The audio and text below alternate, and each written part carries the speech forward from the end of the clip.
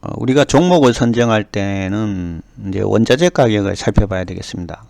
그 원자재는 상품을 만드는 어떤 재료죠. 그래서 특히 우리나라 같은 경우는 거의 원자재를 이제 수입에 의존한단 말이에요.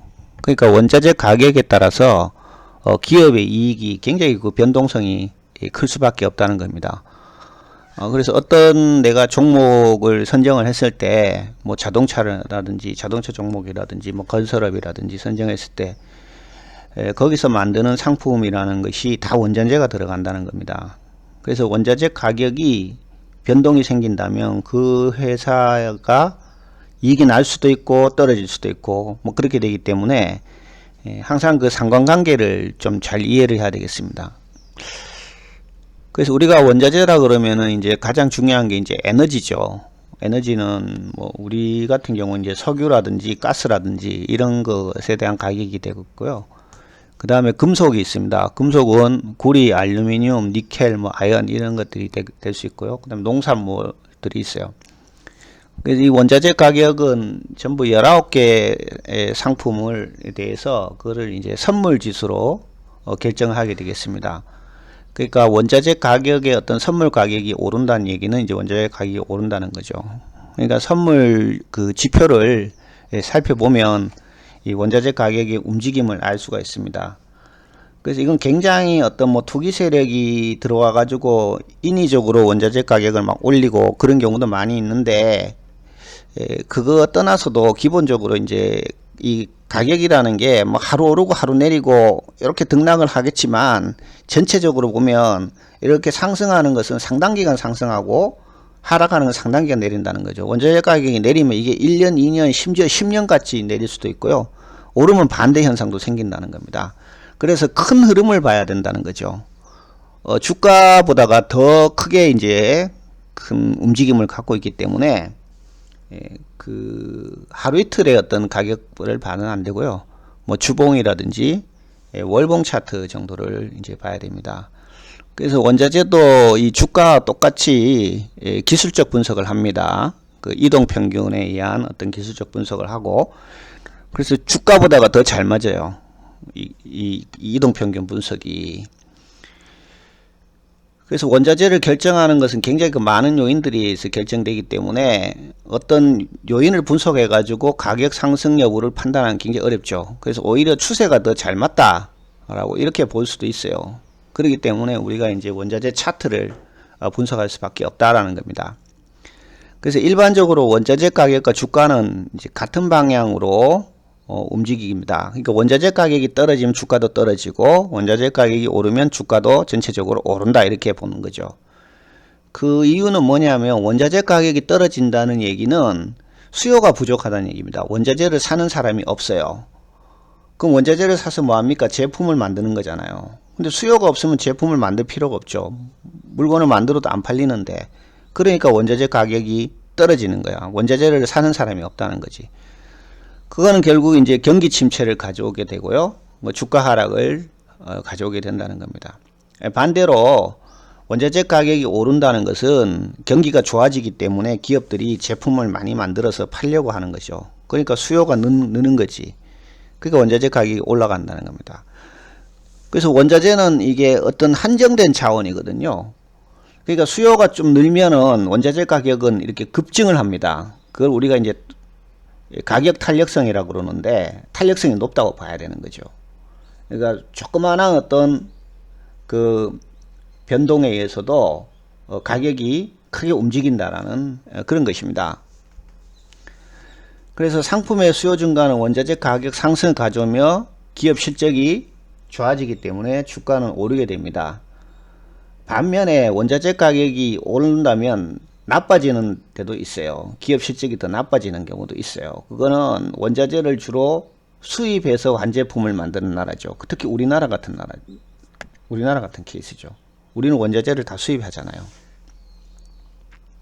그러니까 기본적으로 원자재 가격이 오른 거를 비싸게 사가지고 물건을 만들게 되면 그걸 판매 가격에다가 전가를 해야 되는데 그만큼 전가를 할 수가 없어요. 원자재 가격의 상승만큼 상품 가격을 올려버리면 물건이 안 팔린다는 거죠. 왜? 우리가 파는 물건이 어떤 독점이 아니라는 겁니다. 자동차 파는 회사가 한두 나라가 아니잖아요. 그럼 다른 나라는 원자재를 싸게 구입할 수 있는 나라는 상품 가격을 안 올리는 거지. 그럼 우리만 이렇게 자동차 가격을 올리면 그게 수출해서 팔리겠습니까? 안 팔리는 거지. 그래서 이 원자재 가격의 어떤 그 상승이 반드시 좋다고만은 할 수가 없어요. 우리나라 입장에서는. 예, 그런 점은 우리가 이제 참고를 해야 되겠고요. 두 번째는 이제 원자재 가격하고 주가의 움직임이 같다라는 그런 흐름이 깨지기 시작했습니다. 그거는 이제 양적 완화라든지 뭐 달러를 많이 푼다든지 이렇게 돼 버리면 상황이 달라지거든요.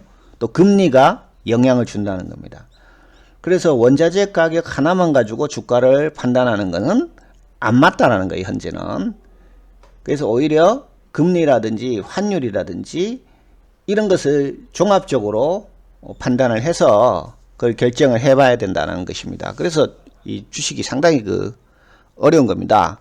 특히 원자재는 그 달러로 사야 된단 말이에요.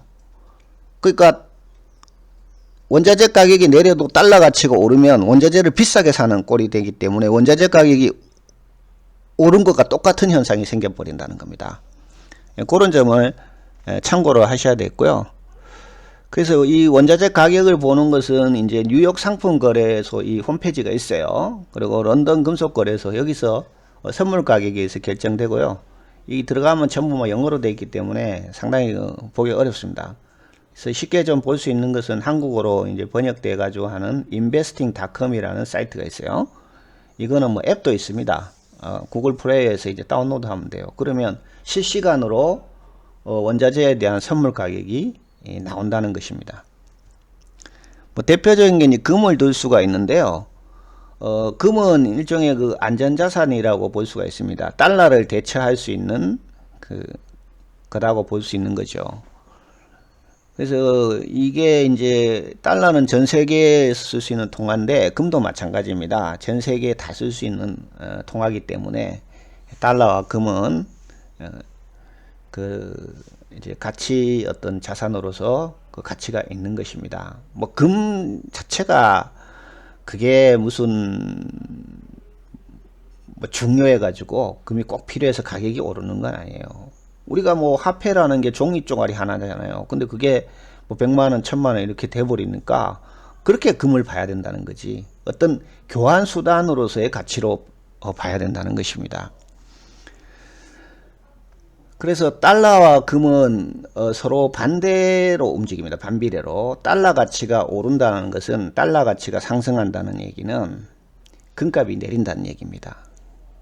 달러 가치가 오르면 금값은 내리고 달러 가치가 떨어지면 금값은 오르고 이렇게 됩니다. 그리고 인플레이션이 된다면 화폐 수요가 떨어지는 거죠. 화폐 가치가 없는 게 인플레이션이잖아요. 그럼 금값은 오르는 거예요. 그러니까 금이 오를 때는 이제 인플레이션이 된다든지 이 달러 가치가 떨어진다든지 그럴 경우에 금값이 오를 수 있다는 얘기입니다. 뭐 그 외에도 이제 금이 산업적으로도 많이 필요합니다. 들어가는 게 많죠. 우리 뭐 금리빨도 있지만은 뭐 미사일이라든지 의료용 장비 이런 데 많이 들어가요. 금이. 그래서 좀 종합적으로 정리를 해보면 달러 가치가 상승하면 금값은 하락하고 달러 가치가 하락하면 금값은 상승한다. 그 다음에 인플레이션이 가속화되면 금값은 올라가고 완화되면 하락한다. 그 다음에 금리하고 금값은 이런 관계가 있어요. 금리가 올라가면 금값 떨어지고 금리가 떨어지면 금값 올라간다. 국제정세가 불안하다는 얘기죠. 그러면 이게 이제 약간의 어떤 인플레이션이 온다는 것이죠. 뭐 물가가 막 상승하고 그러는 거잖아요. 돈 가치가 떨어지고 그게 인플레이션이잖아요. 그러면 금값이 올라간다는 얘기입니다. 그래서 굉장히 어떤 경제가 불안할 때 오히려 금을 사두면 이익이 생길 수 있다는 거고요. 주가와 금값도 역시 반대적인 어떤 움직임을 한다라고 볼 수가 있겠습니다. 그럼 대표적으로 몇 개의 어떤 원자재에 대해서 한번 살펴보고 마치도록 하겠습니다. 첫 번째가 동이에요. 구리. 구리는 30%가 칠레에서 생산되고, 구리를 가장 많이 쓰는 나라 중국입니다. 중국이 전세 65% 이상을 이제 구리 소모를 하는데, 그래서 중국의 경기가 좋아지면 구리 가격이 올라가는 거죠. 중국 경제 성장과 굉장히 그 밀접한 영향이 있고요. 또 구리가 많이 들어가는 게 이제 전선입니다. 전선, 그죠? 전선. 그 다음에 자동차 부품 이런 데 구리가 많이 들어가요. 그러니까 구리 가격이 하락하면 이런 회사들이 좋아지는 거지. 전선 만드는 회사 원가가 절감되니까 자동차 부품에서도 좋아지는 것이고요. 그 다음에 은은 휴대폰이나 노트북 이런 IT 산업에 많이 들어가고요. 그 외에 뭐 은의 사용처는 계속 이제 늘어나고 있습니다. 그래서 은 가격이 떨어지면 전자제품 만드는 회사들이 좋아진다 이렇게 볼 수가 있고요. 그 다음에 니켈은 이제 스테인레스강, 전기 도금, 배터리 이런 데 이제 많이 들어갑니다. 그리고 스테인레스강은 주방용품이라든지 석유화 공정, 파이프, 건설자재 이런 데 들어가는 것이죠. 그죠? 그러니까 이 니켈은 굉장히 그 한정된 생산을 합니다. 무한정 생산을 할 수가 없어요. 뭐 인도네시아 이런 나라들은 이제 칠레 이런 데서 이제 니켈 많이 하는데요. 그리고 전기를 이게 또 많이 소모를 하는 그런 문제들이 있고요. 그래서 니켈 가격이 오르게 되면 국내 스테인레스 업체들이 가격 인상을 하게 됩니다. 그래서 미리 이제 어떤 재고를 갖고 가거든요. 이런 스테인레스 업체들 같은 경우는 니켈 가격이 떨어질 때 니켈을 사놨다가 가격이 상승하면 비싼 가격에 팔 수가 있는 것이죠. 그러니까 스테인레스 업체들이 좋아질 수가 있습니다. 우리 거기 무슨 알래스카에 뭐 가스전 개발할 때 그 동파이프 만들고 이런 거 할 때 다 니켈이 들어가요. 니켈. 그러니까 알래스카 만약에 1300km를 파이프를 깐다 하면 지금 막 전부 파이프 업체만 보고 있잖아요. 뭐 세아제강이라든지 막 이런데 동파이프 만드는데 그런 데만 보는데 그 뒤를 보면은 니켈 하는 회사란 말이야. 그 동파이프 만들려면 니켈이 공급돼야 되거든. 그러면 이미 재고를 많이 확보하고 있는 스테인레스 업체들이 수혜를 받을 수 있죠. 그런데 전반적으로 우리나라는 니켈을 생산을 못하기 때문에 수입을 해와야 돼요. 수입을 해야 하기 때문에 원자재 가격이 어느 정도까지는 재고를 가지고 버틸 수 있지만 그걸로 이제 가격 올릴 수 있지만 계속 그렇게 할 수는 없잖아요. 또 니켈을 수입을 해와야 되기 때문에 결국 좋아질 거는 없다 이렇게 봐야 됩니다. 그 다음에 원당은 이거는 이제 식품회사하고 굉장히 밀접한 연관이 있죠. 그죠? 뭐 설탕이 안 들어가는 데는 없잖아요. 식품회사들이. 그래서 이 원당 가격이 오르면 식품회사들이 굉장히 안 좋아집니다. 그리고 이익이 많이 날 때는 원당 가격이 떨어질 때요. 설탕이지, 그죠? 설탕의 그 원료가 되는 게 원당이니까.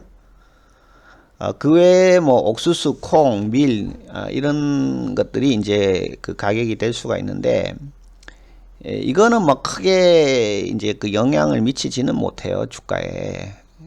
특히 뭐 식품 회사들에 약간 영향을 미치지만 다른 것은 우리가 요즘 뭐 먹을 수 있는 게 굉장히 많아졌기 때문에 그게 크게 그렇게 영향을 못 주는데 뭐 한 실례로 이제 사료 같은 경우는 개나 고양이 사료는 이런 이제 이 옥수수 콩 이런 걸로 만들기 때문에 사료 가격이 올라가는 그런 문제는 있을 수 있겠습니다.